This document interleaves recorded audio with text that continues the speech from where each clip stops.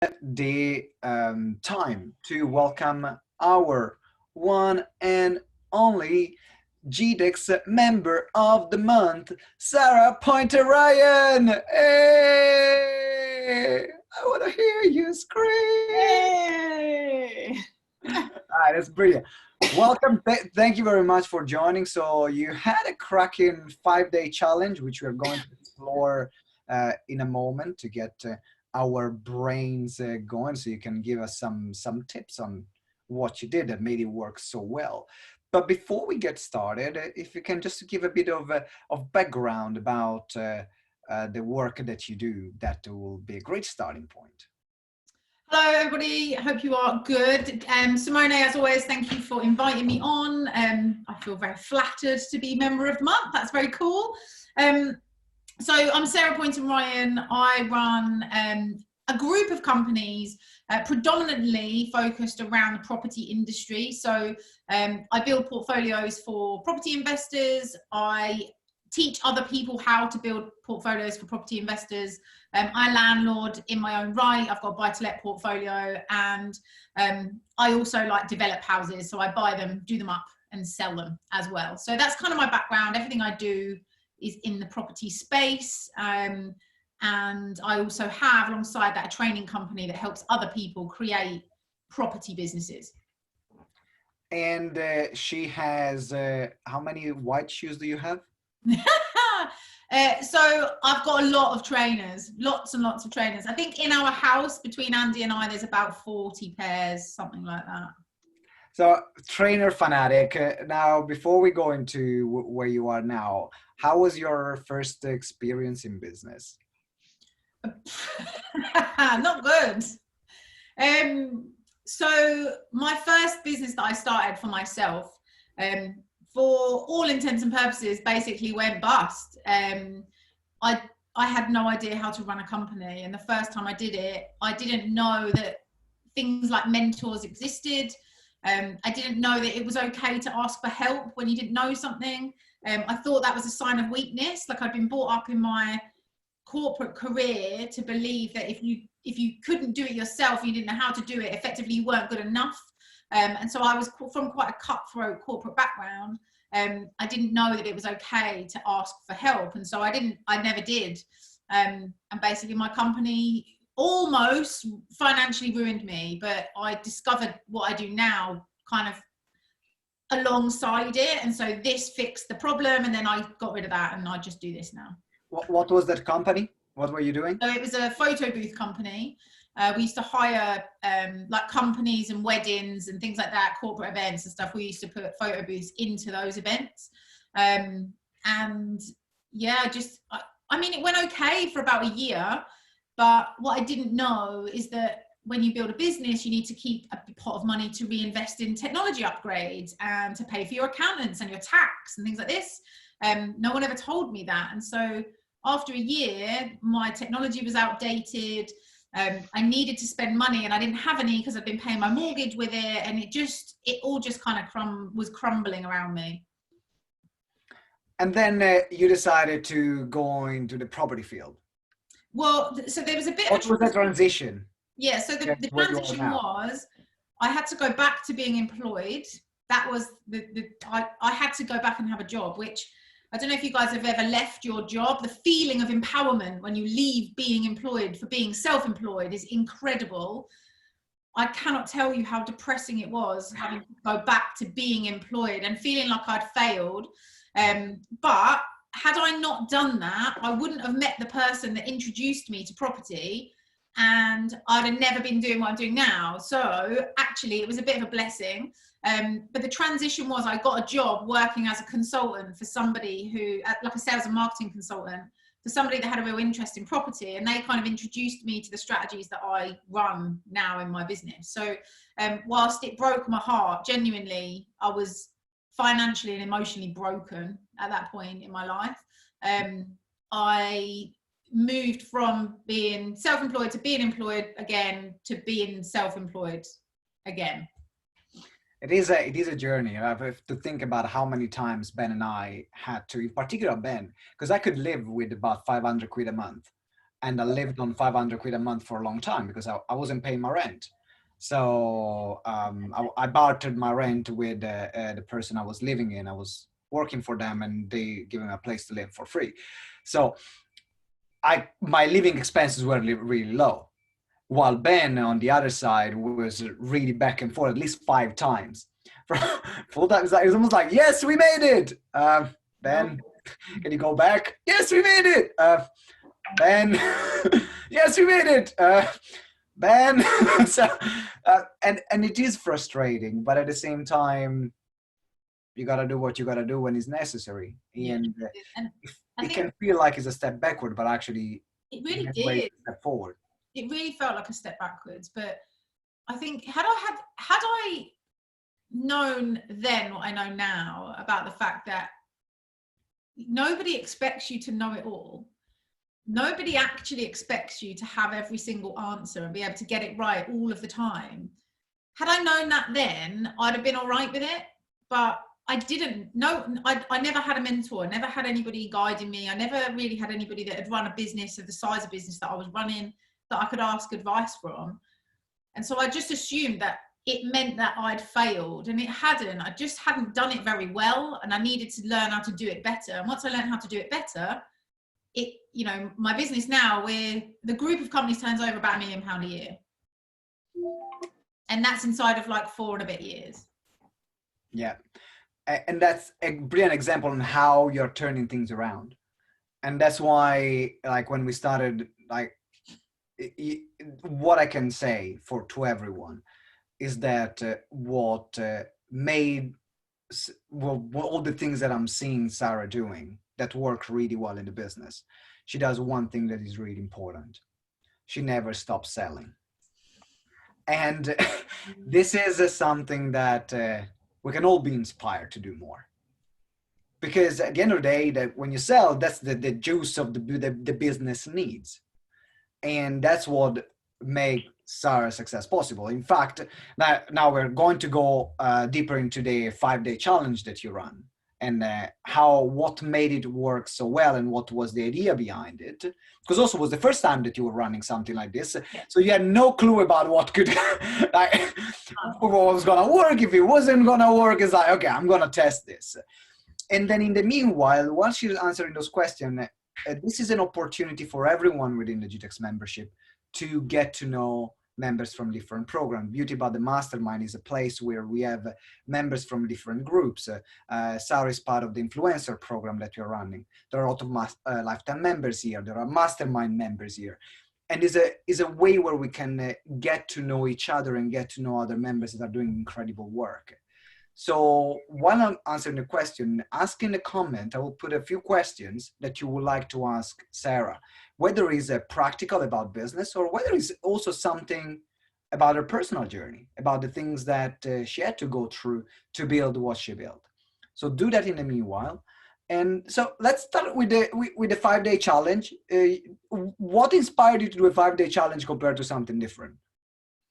So, I run a big part of my business is running live events. That's been a big part of it for the last 2.5 years. The coronavirus happened, and my events business basically just got stopped dead in its tracks.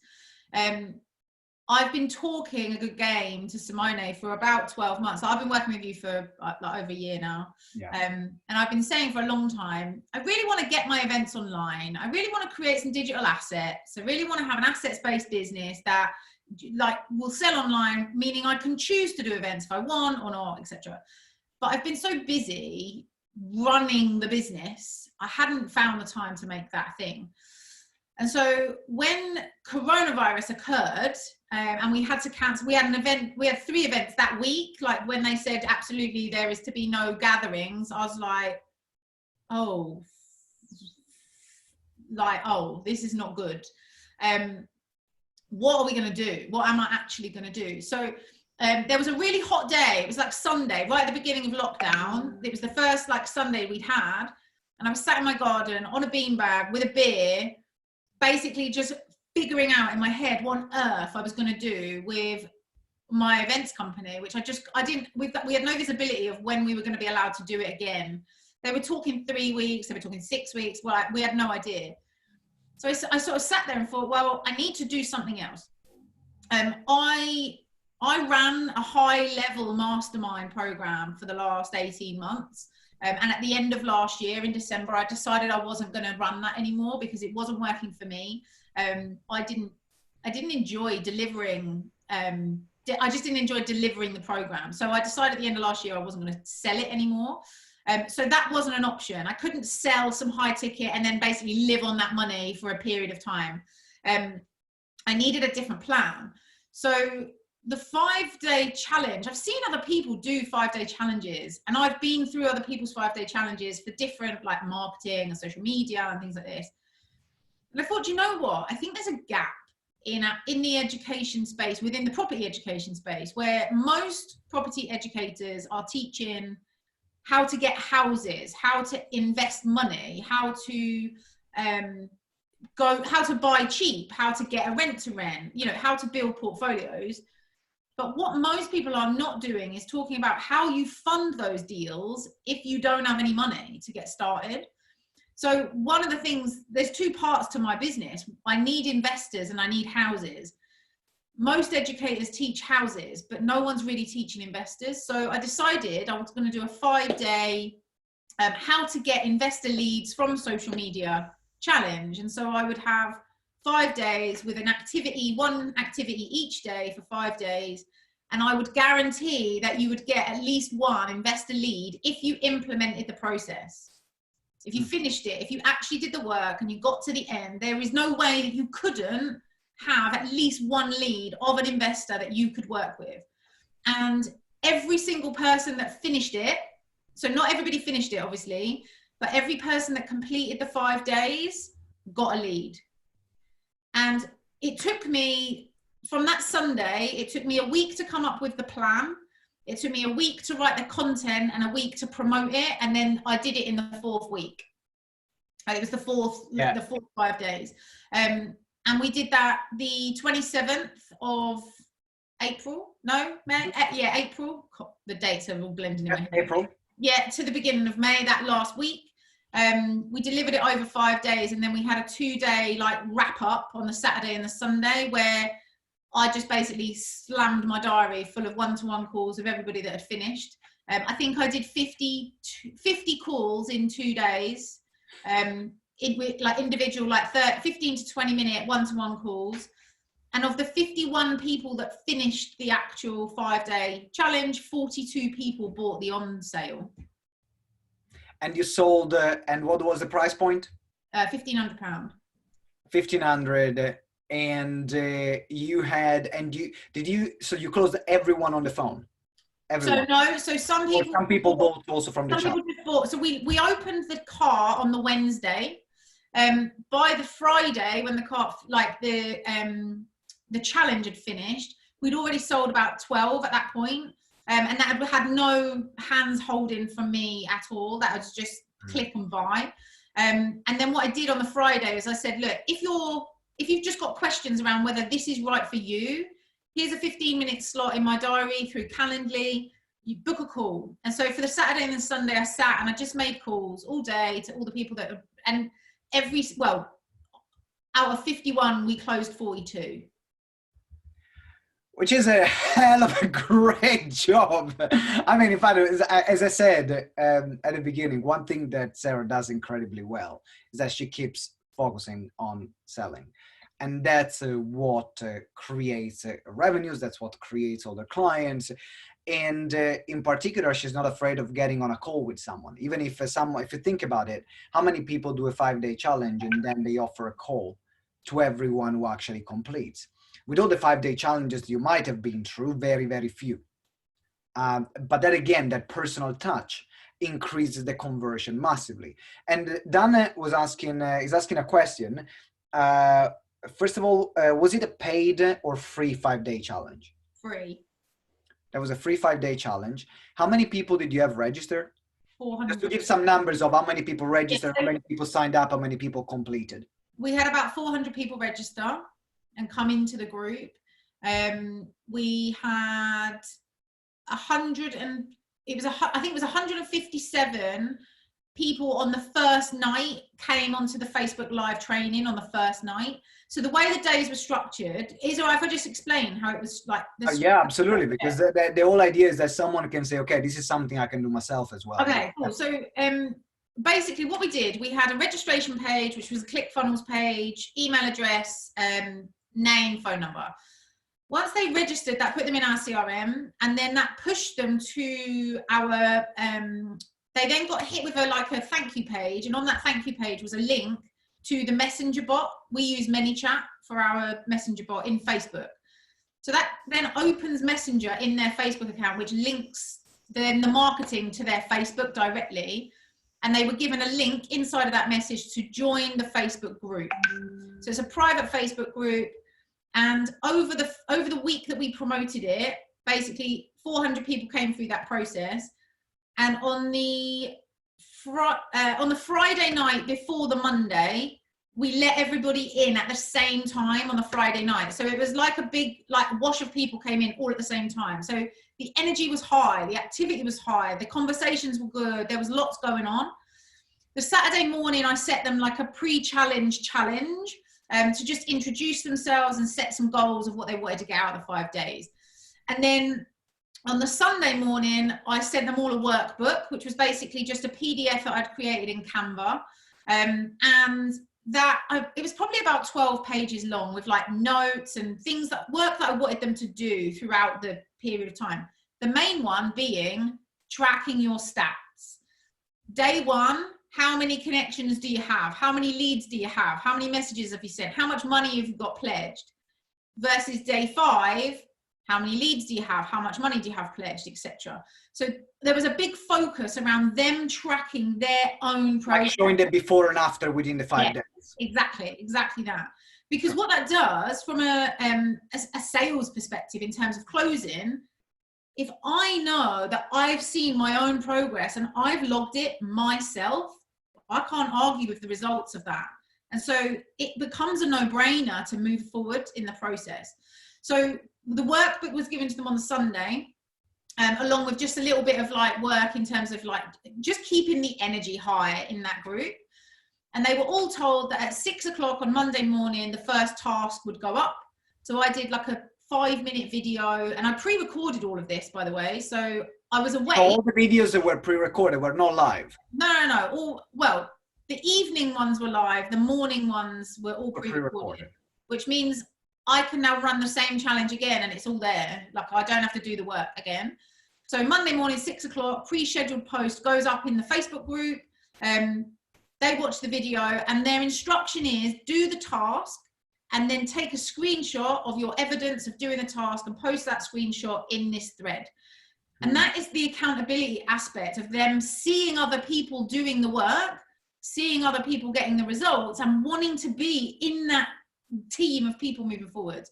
So that worked really, really well. And then in the evening at 7:30, I did a Facebook Live training where we talked about any questions they had around the task of that day.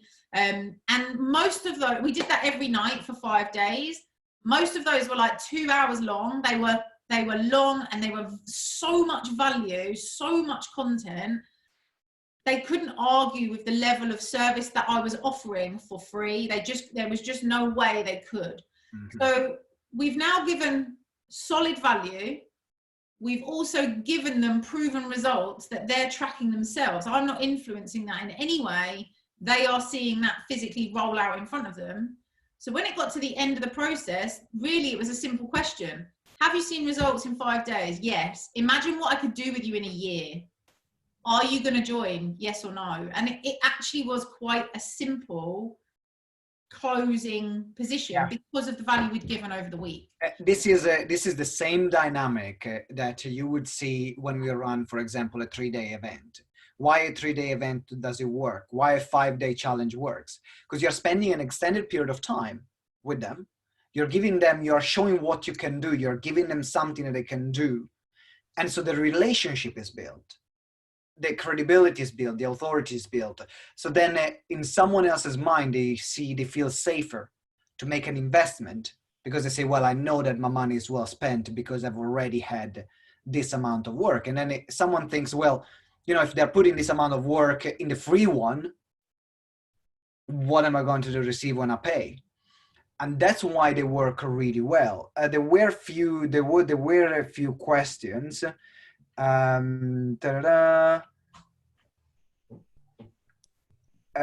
a question from Leela, which was, how did you track the ones who had a call and that completed the challenge?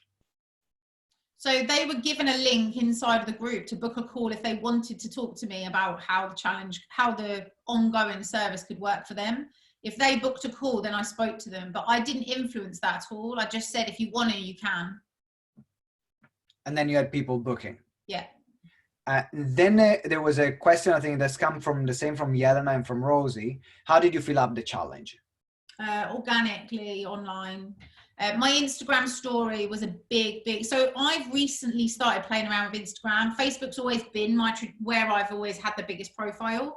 I do not have a following on Instagram at all. I've got like 3,500 followers, I think, not strong at all. I'm working on that. And I wanted to see how it would work. So I did put it in my own groups. I didn't put it really out to my database. I know Simone will shake his head at that because it will drive him mental because I've got a 67,500 strong database and I don't use it. Look at him. He's gonna like punch me through the screen. I know. But my profile on Facebook is solid. So I did put it there, but Instagram stories actually is where most of my traffic for my challenge came from, because as people were requesting access to the group, they were in a queue. Every day I was screenshotting. We've got 60 people now excited to join. We've got 100 people now. We've got 200 people. Oh my God, we've got 300. We've got 400 people. That just generated its own energy and people wanted to be part of that. And it just snowballed. It was great. But yeah, it was all organic, no paid. And then you were repurposing as well. I saw you repurposing the screenshots that you were putting on Instagram, also on your Facebook. Yes. So all the buzz you were creating, there was a lot of buzz that she was generating online. Hey, this amount of people joined, this person joined, this person joined. And it doesn't matter if you can do this with, we have, if you don't have, I know some of you here don't have a list. We say, okay, I don't have 20,000 people in my Facebook group, or I don't have like 67,000 on my mailing list, or I don't have even like 500 followers on my Instagram. You can use the same strategy by naming the people that have joined with their permission. So you can say, instead of saying, oh, we have 100 people joining, we say, hey, Johnny joined. Hey, Marta joined. And so that creates the same amount of energy behind it, whether you're saying one person, whether you're saying 500 people. That's the way you can apply it in that scenario. Now, there is a question from Daniel, which is, I'm going to wrap up with the last few questions. One is, how many touch points did you have on the challenge post? So how many posts did you do, or like lives? So over the 5 days, there was a task video every morning at 6 a.m. There was a 2 p.m. Ask Me Anything thread, which was for them to write their questions that they wanted me to cover in the evening on the training. There was 2 days I had a bonus task that went at 3:30 p.m. and 7:30 p.m. I did the live. I mean, I will say to you that it consumed me for 5 days, but for that's what you can do. Like, let's say you focus just 5 days in it. Yeah, and the on-sale, so I can see that someone's asked what was the on-sale. It's a year's program for £1,500, which most people are saying, well, that's well cheap. Like, why would you do that? It's just a Facebook group. It's just access to a Facebook group. There's no one-to-one time. There's no venue costs. There's no nothing. It's just a place, a Q&A area. That's it. So actually, I've now got, I mean, we billed 63 grand on that day for running a Facebook group. And I can do that 4 times a year. And every time I do it, I'm going to try and double my sales. So our target for the 31st of July, which is the next one, is to bill 130 grand off that. And if I then do it again to do like 300 grand off the next one, it's £1 million product inside of 12 months. We're going to send some emails next time. Yes, I promise. Yes. You can see, so I think what we can all learn from this experience and from what you said is not to overcomplicate things. You will see that when you deliver a lot of value up front and you show them the value that you can deliver for free without any expectations, then people will trust that even for something that in theory is not existing, is not something which is practical, they can buy, they can see, they can feel. Now, the value of asking Sarah questions is really high. That's what they buy into the value. They don't buy into a specific program like a set number of steps, which now gives her the flexibility to run, to have the Q&A, to add additional content and make the product better as she goes along. But then by focusing on and delivering so much value up front, whatever she was going to sell later, people will be like, yeah, sell me whatever you want. As long as I can pay it, I'm in. And that's the same model that we use, for example, when we sell lifetime membership. There is 3 days and people are like, oh yeah, that's brilliant. We want to join. That's how you can replicate it online, because 5 days is a long enough period to build that relationship. Then Jessica is asking, did you promise the winner of a challenge a prize to keep people through the challenge? No. What I wish I had done is incentivized the most engagement. So there wasn't a winner of the challenge. They all won. If they got a lead, they won their own little challenge. But they weren't in competition with each other. They were just trying to build leads for their own business. What I wish I had done is incentivized. I could have incentivized completion, Jessica, for sure. But I wish I'd incentivized engagement, because the more engaged, the more likely they are to keep showing up each day, because they feel like they're part of something. And when you feel like you're part of something, not only do you not want to let yourself down, but you also don't want to let your team down, and you want to come through it together. So I wish I had incentivized engagement levels, and maybe done like a prize draw for the person that got the biggest win the thing is, how do you judge that? It's a really difficult one, but that's something I could implement next time. But I was really happy with the conversion rates from the first night we had, I think it was 147 people on the actual live training. And on the last night we had 51. So actually, in terms of drop off, we still had a third of the people complete, which is great. Yeah, it's really high. Like, those numbers are really high, which is a testament of how. So the question is, because there are a lot of people that will put a lot of work on the challenge up front, and then we've got a lot of registration, but not as many to show up or to complete.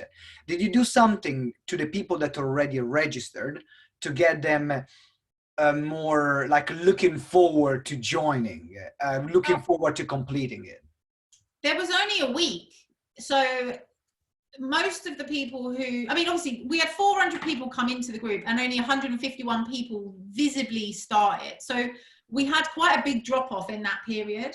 But my target was to put 50 people in it to start with and to sell like 5. So at the point that we sold 5 places, I'd smashed my target at that point. Like, I had no idea what was going to happen. Why it happened like that, it just worked. For whatever reason, it just did. Is there a way that we could get more people to start it out of the registrations? Possibly we could incentivize maybe, but what I wanted to try and do with the creation of this system in my business was come away from me being forced to spend one-to-one time with people, and to get a digital system working that doesn't rely on me working every single time. In theory, if I can make that product £1 million in a year, it relies on me working 20 days hard, which is the 4 or 5 challenges. And then I spend maybe an hour in the Facebook group a day just answering questions. That is a lovely little job. That's a lovely little job indeed. And it's one I could do anywhere in the world, because I like to travel. I don't want a life where I have to be at my desk. You know, I do work hard, but I like to be able to do it from anywhere when I want. And so not being able to travel this summer gave me the time to create this new product. And actually it's the product that's completely superseded my mastermind. And when I was selling Mastermind for £12,000 a year, which is what I did last year and the year before, the expectation that people had on me when they paid 12 grand for something is totally different than the expectation that's on me when they've paid £1,500 for something for a year. So it works better for my lifestyle. I remember you were resenting, not you were resent, not I don't want to use the word resentment. There were a lot of moments where you're like, this is too much. I have too many people demanding my time, and it became very difficult for you, like personally, energetically. Honestly, if I'm really honest, I feel like I almost lost the plot at the end of last year. Like I almost gave it all up.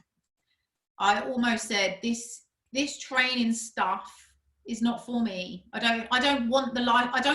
I didn't enjoy it enough to put up with the level of stress that it was giving me. And part of that was my own fault because the way I managed the business, I didn't manage it very effectively. And that's why I now have asked for help from my mentors who've given me guidance to fix the problems, which fixed now, which is great. But I also realized that my lifestyle and the way I was living my life, I was so busy doing things for other people who didn't appreciate it because they paid so much money, and that money is very important to them. They all felt like they owned a piece of me, and that was too much for me. So going lower ticket in volume versus higher ticket in small numbers, my stress levels are going to be way less. And actually they pay monthly as well. So if they want to stop, really, they'll just stop. It will be, it's already proving to be a far better product, and I've made more money. And because it's digital, I don't have any venue costs, lunches, meetings, trains, none of that stuff. It's great. All right, thank you very much. I think we are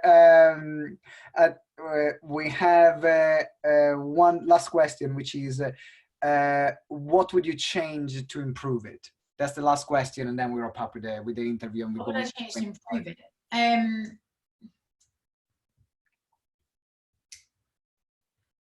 What would I change to improve it? So there's two things really.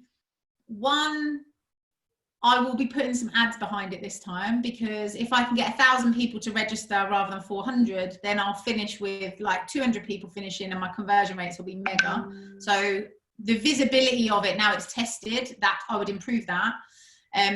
I also think I would do the live trainings in the evening on Zoom rather than Facebook Live, because Zoom, I can see all your pretty faces today. I can see the engagement. You can see me. You can see each other. There's a much more community feel to that. Whereas doing it in Facebook Live, all I can see is comments. And so I can't interact with your body language. I can't talk to you. So I think I would change that, because I think the engagement levels and the relationship would improve, which would improve my conversions, I think. Yeah, totally agree with you. So thank you very much, Sarah. If someone wants to check you out, check out your work, what's the best way to reach out to you? I mean, people can connect with you on in the GTeX family group. Oh yeah. So search Sarah Poynton-Ryan. Other than that, Instagram's a good shout, or if you want to email my office, you can do. It's learn, LEARN, at Cogito, COGITO -wealth.co.uk. But honestly, social media is probably your best bet. Instagram, Facebook, or LinkedIn, or TikTok. I've started using TikTok. Follow me on TikTok because I'm playing around with that. But yeah, any of those platforms. It'd be great to hear from you. If I can help you at all, then I'd love to. That's brilliant. Thank you very much, Sarah. Can you please give a massive whoop whoop to Sarah? Thank you for sharing all these nuggets that they are where people were scribbling like crazy. And I've never seen taking so many notes from one of these members' interviews. So definitely there is a lot to think about, and great examples on how to use 5-day challenges to sell programs, to build an audience, to get in front of your ideal clients. So Sarah, again, thank you very, very much for being with us today. Thank you for having me. Awesome. And congratulations for being the GTeX member of the month, May 2020. I will go. See you later. Yeah, Sarah, thank you. All right, everyone. Wow. Wow. Everyone, can you please put in the comment what was your biggest takeaway from this member of the month interview? And then we are going to get started with the training of the evening, and then we're going to wrap up the event. So in fact, Daniel was like 1 month of work plus 1 hour a day. That's a nice, sweet business model.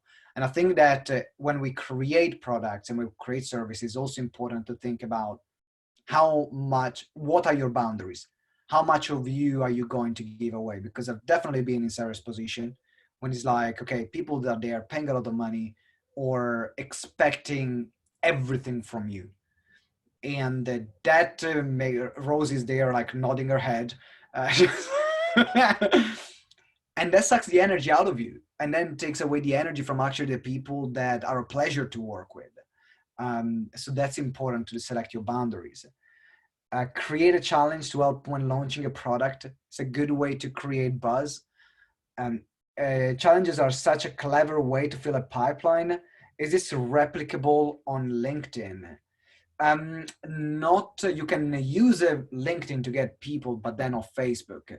I have not seen like the LinkedIn groups. You know what? It will be a test because I've not seen a challenge done in a LinkedIn group. I know Facebook groups have better features than LinkedIn groups to run, but hey, let's test. I will be up to give it a go. I will explore. Thank you. Yeah, give it a go. Idea of doing a 5-day challenge. Keep it simple, give value, high passion, absolutely. Yeah, Facebook group for 1,500 per person. That's a good product. Because what they buy, they don't buy the Facebook group. They buy access to you. That's what they buy. What you sell is access. What you sell is a real-time answer, is speed of implementation, is quicker. That's what you sell. Simone, what Sarah did was just over-deliver on those evenings and smashed it out of the park. Absolutely.